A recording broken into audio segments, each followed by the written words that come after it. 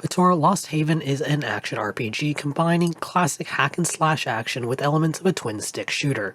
Players will take on the role of Avril, a girl blessed with the power of the sun and the moon. She will use her newfound powers to explore 4 planets, all on a quest to save Earth itself. The game is based on an Italian fantasy book published in 2018. Batora Lost Haven appears to be the first time the story is being told in English, as I could not track down an English translation to the book. The writing is good, the story is interesting enough to keep the player's attention, although the twist tends to be telegraphed to the players long in advance. The lore feels like it's drawing from a book, as there are hints of deeper world building going on behind the scenes that the player is missing out on due to the shorter nature of the game.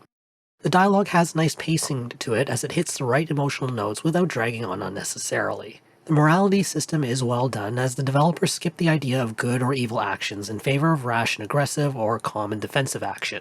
There are several no-win choices in the game that have a little bit of teeth. Decisions do matter, as the game offers 2 endings, and it's nice to see a new Game Plus mode so players can experience both endings. Batora Lost Haven is combat heavy and light on the RPG mechanics. Avril has 2 modes. In Orange Sun mode, Avril is a highly mobile melee fighter. In Purple Moon mode, she's a ranged mage. Basic enemies in the game are marked either orange or purple and must be fought in the corresponding mode, so Avril can inflict maximum damage. Special enemies and bosses have orange and purple health bars, adding a little interesting wrinkle to the fight. At its core, the combat is formulaic almost to a fault. Nuke orange enemies with cooldowns right away, so Avril has a clear line of sight against purple enemies and then whittle down the purple enemies. This rhythm doesn't change much until Avril has to haul around an ally who ranges from a complete boat anchor to a marginally helpful source of damage. The ally has a health bar and must be defended, otherwise it's game over.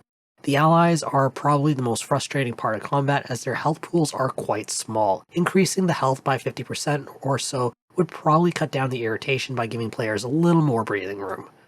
The boss fights offer some of the best moments in Batora Lost Haven. Bosses are multi-stage affairs. They change modes just like Avril and have separate health bars for each mode. Once the health segment is cleared in one mode, Avril only has a small window to clear the same segment in the other mode, or the entire segment is refilled. The game combines the mechanics with some snappy boss attacks to create a skill-heavy system that rewards patient players who can manage their cooldowns and dodge effectively.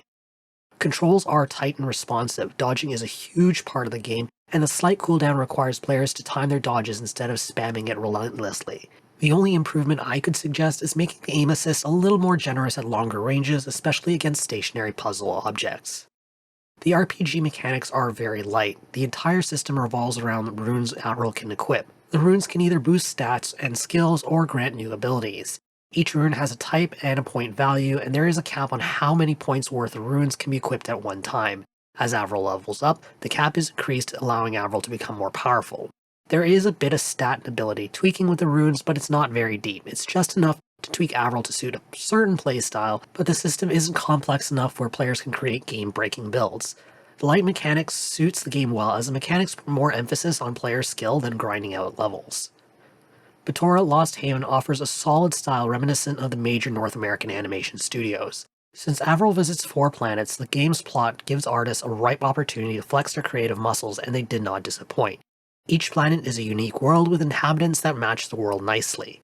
My only complaint with the game's visuals is how far out the camera is by default. It's so far out that players miss some of the enemy model details, yet it doesn't add anything to the game combat-wise, since aiming that far out is so fussy. Except for the odd boss fight, the slightly zoomed-in camera angle provides a more intimate and pleasant experience. Batora Lost Haven offers an enjoyable soundtrack that complements the gameplay well. It's a subtle accompaniment for the most part, but the composer chooses the right time to push the music to the forefront so the right tone is set. The sound effects are solid. The voice acting is good for the most part, but isn't the most consistent thing in the world. Avril and the main characters are done really well, but the performances for smaller roles and weirder voices are just a half step behind. Batora Lost Haven offers a mechanically solid action RPG. The story is enjoyable, the audiovisual experience is well done. The RPG mechanics are just deep enough to be entertaining without taking away from the skill-heavy nature of the game. Combat can get a little repetitive at times, but the tight controls and excellent boss fights more than make up for the formulaic combat. I'm awarding the game 7.5 out of 10.